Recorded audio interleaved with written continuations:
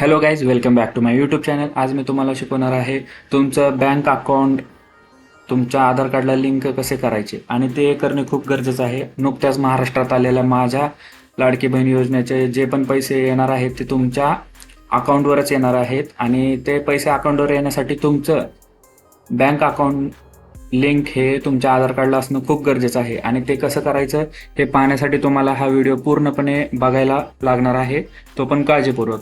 काही वेळा काय होतंय, तुम्ही सगळे डॉक्युमेंट्स गोळा करताय, फिजिकली ई सेवा केंद्रात जाऊन व्हिजिट करताय, ते लोक तुमच्याकडून चार्जेस पण घेत आहेत आणि वेळेवर काम करत नाही आणि तुम्ही त्यांच्याकडे एकदा डॉक्युमेंट दिले की ते तुम्ही घरी बसताय, निवांत राहताय. तुम्हाला वाटतं की ते काम करतायत पण ते तुमचं काम करत नाही. त्यांच्याकडे खूप सारे लोक जात आहेत, त्यामुळे त्यांच्याकडे खूप सारा लोड आहे आणि ते पैसे घेऊनही तुमचं काम करत नाही.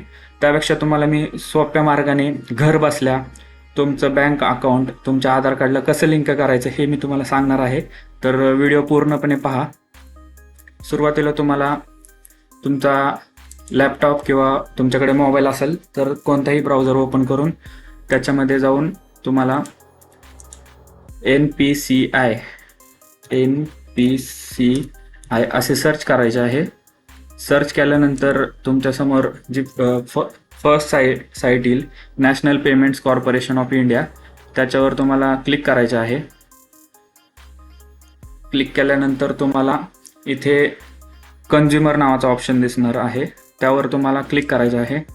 कंझ्युमर नावाचा ऑप्शनवर क्लिक केल्यानंतर तुम्हाला इथे छोटमोठे खूप सारे ऑप्शन्स तुम्हाला बघायला मिळतील. त्यामधला तुम्हाला भारत आधार सीडिंग इनेबलर हा ऑप्शन आहे, त्याच्यावर क्लिक करायचं आहे. क्लिक केल्यानंतर तुमच्यासमोर एक विंडो येईल जी खूप लिमिटेड टायमिंगसाठी आहे. जवळजवळ तुम्हाला 8 मिनिटात तुमचा बँक अकाउंट तुमच्या आधार कार्डला लिंक करण्यासाठी चान्स मिळतो आणि हे करण्यासाठी तुमच्याकडे फक्त 8 मिनिटं असतात. त्यामुळे तुमच्याकडे हे करताना सर्व लागणारे डॉक्युमेंट म्हणजेच आधार कार्ड, तुमचं बँक अकाउंट कोणत्या बँकेचं आहे ते आणि तुमचा अकाउंट नंबर तुमच्याजवळ असणं गरजेचं आहे.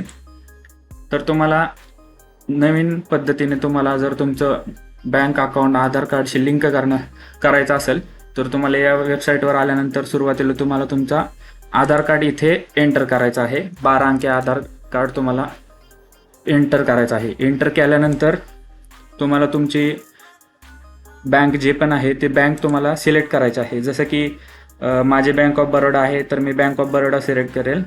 तुमची जी बँक आहे त्या हिशोबाने तुम्ही हे सिलेक्ट करा. सिलेक्ट केल्यानंतर तुम्हाला तुमचा जो पण बँक सिलेक्ट केली त्या बँकचा अकाउंट नंबर माहिती असणे गरजेचं आहे, तो तुम्हाला इथे एंटर करायचा आहे. एंटर बरोबरच करायचा आणि त्यानंतर तुम्हाला इथे सीडिंग नावाचा ऑप्शन आहे. 2 चेकबॉक्स दिलेले आहेत, request for Aadhaar seeding and deseeding. तर तुम्हाला सीडिंग या ऑप्शनवर क्लिक करायचं आहे. सीडिंग या ऑप्शनवर क्लिक केल्यानंतर तुम्हाला इथे तुमचा अकाउंट नंबर पुन्हा एकदा टाकायचा आहे आणि अकाउंट नंबर टाकल्यानंतर तुम्हाला इथे 3 ऑप्शन देतात. सीडिंगचे 3 टाईप असतात. फ्रेश सीडिंग म्हणजे आत्तापर्यंत जर तुमचं बँक अकाउंट आधार कार्डशी लिंकच नसेल तर तुम्हाला हा फर्स्टवाला ऑप्शन म्हणजेच फ्रेश सीडिंग हा सिलेक्ट करायचा आहे. जर तुम्हाला एका बँक अकाउंटमधून म्हणजे सेम बँकेचं म्हणजे बँक ऑफ इंडियाचे 2 अकाउंट असेल तुमचे, म्हणजे एक तुमच्या इथलं आणि एक वेगळ्या ब्रँचचं, तर तुम्हाला एकाच ब्रँचमधून दुसऱ्या ब्रँचमध्ये जर तुम्हाला लिंकिंग करायचं असेल सेम बँकेच्या अकाउंटमध्ये तर तुम्हाला हा सेकंड ऑप्शन चूज करायचा आहे. आणि तुम्हाला एका बँकेमधून दुसऱ्या बँकेमध्ये करायचं असेल लिंकिंग तर म्हणजेच कसं, सपोज माझं बँक ऑफ इंडियाचा अकाउंट आत्ता रजिस्टर आहे माझ्या आधार कार्डला, पण मला ते नको आहे आणि मला स्टेट बँक ऑफ इंडियाच्या अकाउंटला रजिस्टर करायचं आहे, तर मला हा तिसरा ऑप्शन सिलेक्ट करायचा आहे. आता तुमच्या कंडिशननुसार तुम्ही हे तिन्हीपैकी जो सुटेबल ऑप्शन आहे तो सिलेक्ट करायचा आणि इथं आणि इथे ह्या 2 ठिकाणी तुमचा जो अकाउंट नंबर आहे तो सेम असला पाहिजे, ते चेक करून घ्यायचं. आणि चेक केल्यानंतर जर तो बरोबर असेल तर इथं बरोबर येणार. जर तो बरोबर नसेल तर तुम्हाला असा एरर मेसेज येईल, account number is not matching. म्हणजे काय, तर तुम्हाला इथं अकाउंट नंबर मॅच करायचा आहे, म्हणजे दोन्ही ठिकाणी सेम अकाउंट नंबर टाकायचा आहे. त्यानंतर खाली स्क्रोल केल्यानंतर तुम्हाला इथे 2 चेक बॉक्सेस देतात ज्या टर्म्स अँड कंडिशन्स आहे आधार नंबर लिंक करताना, त्या तुम्हाला रीड करू वाटले तर करा. पण रीड करण्यात माझं म्हणणं आहे की वेळ वाया घालू नका, कारण तुमच्याकडे इथे फक्त 8 मिनिटाचा टायमिंग असतो, त्यातला आपण 4 मिनटं युटिलाइज केलेला आहे. त्यामुळे बिना वाचता हे चेकबॉक्सेस चेक करायचे आणि खाली आल्यानंतर हा कॅप्चा कोड आहे जो तुम्हाला इथे ॲज इट इज जसा दिसतोय तसा लिहायचा आहे. म्हणजे जर इथं कॅपिटल एल आहे तर इथं कॅपिटल एलच टाकायचं, जर स्मॉल लेटर असतील तर स्मॉल लेटर्स टाकायचे. जर कॅपचा बरोबर नसेल तर तुम्हाला एरर दाखवणार, कॅपचा बरोबर असेल तर तो ॲक्सेप्ट करणार. आणि हे सगळं एकदा क्रॉस व्हेरीफाय करायचं की तुम्ही अकाउंट नंबर टाकलाय, बँक सिलेक्ट केली, तुमचा आधार कार्ड नंबर टाकलाय.